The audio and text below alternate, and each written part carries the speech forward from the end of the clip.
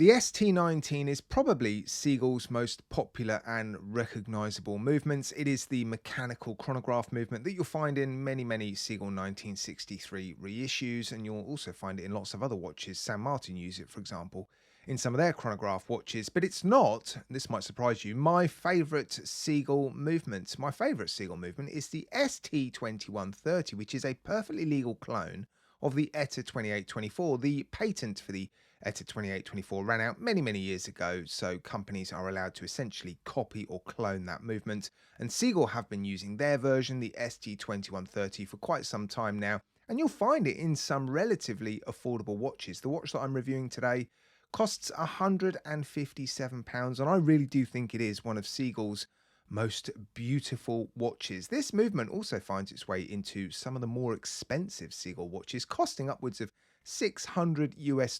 So if you can find this movement in affordable watches by Sea-Gull, I think those are the watches that represent the best value for money, because you're getting a movement that beats at 28,800 beats per hour, hacks and hand winds. I've put this one on the time grapher and it's running beautifully well, plus 3-4 seconds a day. Fantastic beat error and amplitude. Yeah, I love these movements, fantastic movements. And in this particular watch, I think it represents incredible value for money. So let's head over to the Lightbox and take a look at this watch. Now, this is the watch that I have asked Sea-Gull to provide for the purpose of this review. It has been sent to me by the official store on AliExpress. I'll put an affiliate link to their store in my video description. So if you head over to AliExpress using that link and you buy anything, then this channel benefits from a little bit of commission. So thank you so much. Now, they actually make a number of different versions of this watch. This is the cheapest version, which is why I have asked for it for review. I think they all contain the ST2130. There is another version with a beautiful champagne sunburst dial, which is a little bit more expensive. I think it also has a stainless steel case.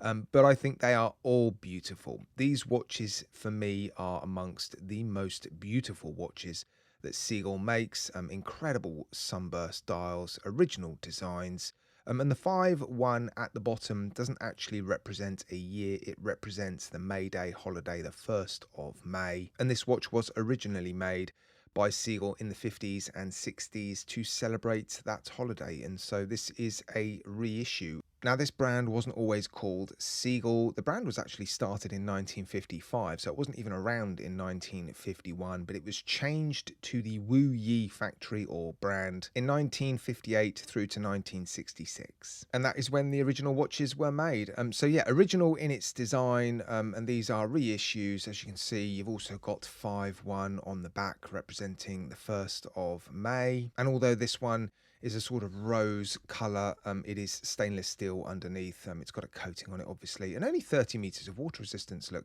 that's a bit of a shame, isn't it? I am definitely going to be popping this one inside of Herman to do a very gentle test to see if, well, you can even just get it a little bit wet. I'm sure you can, but yeah, 30 meters of water resistance basically means you can wash your hands wearing this watch and maybe shower at the absolute most. Maybe wash your car, but that's about it. Now, despite this watch perhaps not being my absolute favourite out of this range of watches, I think they're all gorgeous, beautiful case shapes and proportions, lovely sizes. I'll run through the dimensions in a minute, but I'll also put all the dimensions and specifications in the video description. Should I forget to include anything in this video, then it'll all be down there. But yeah, lovely size, lovely dimensions, lovely proportions, incredible dials, applied indices, nice Arabic at the 12, applied logo above the 6, that represents the Mayday 5-1, printed Sea-Gull under the 12.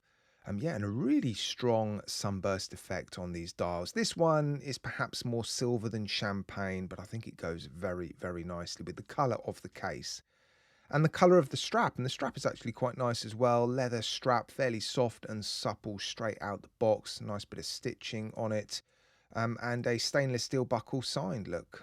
So yeah, it's come on a relatively nice strap, despite it being quite an affordable watch. Now, before we dump this watch inside of Herman to give it a very gentle water resistance test, let's just give you some sizes. It is roughly 37 millimeters in diameter, 11 millimeters thick, 43.3 millimeters lug to lug, and the lug width is 19 millimeters. That's a bit of a shame, isn't it? 20 millimeters would have been more convenient for alternative straps, but I guess In terms of keeping its proportions, they felt 19mm was about right. And I've got to say, proportionally, probably does look about right, actually. There is some taper to the leather strap down to 17.5.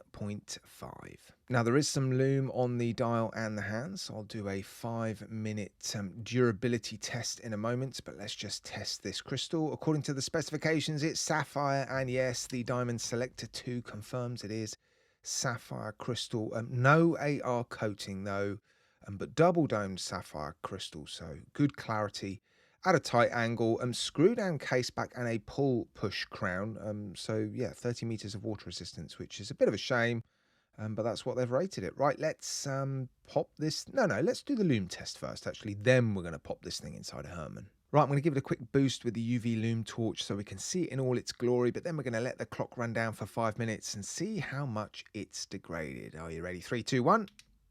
And of course, the initial lume burst is impressive, which you would expect. But yeah, let's see how much it degrades. Well, that's now been 5 minutes, and I think we can all agree the lume is, well, difficult to see now. So yeah, don't buy this watch if you're expecting an incredible lume display. Now it's time to pop this beautiful watch inside of Herman to test the water resistance capabilities to a very basic level, because, well, it is a 30-meter water resistant watch, so we're not expecting to be able to go swimming with this watch, but it would be nice to know that if you were to wear it out on a rainy day or wash your car with it on your wrist, you're not going to flood it. So yeah, I'm going to do a very simple test inside of Herman. I'll increase the pressure inside the cylinder when the watch is out of the water.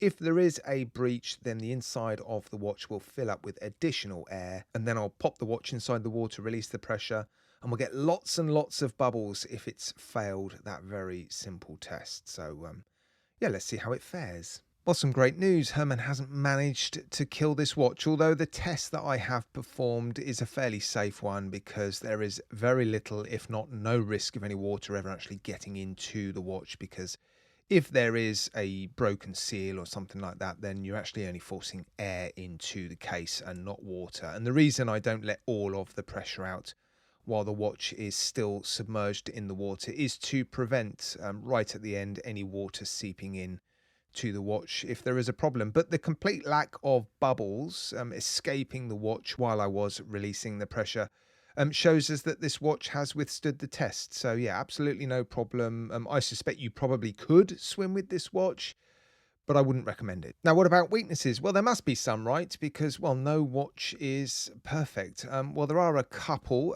The stainless steel buckle, but the, well, sort of rose gold coated case is an odd one, isn't it? Why haven't they put a rose gold coated buckle on this strap? That is a strange one. I don't mind this color actually of the case. It's beautiful, and it goes so nicely with the stunning hands and applied indices, the logo above the 6, the 12 at the 12. But yeah, a stainless steel buckle, very strange. And the date in the date window sits a little bit high. Yeah, that's not too serious.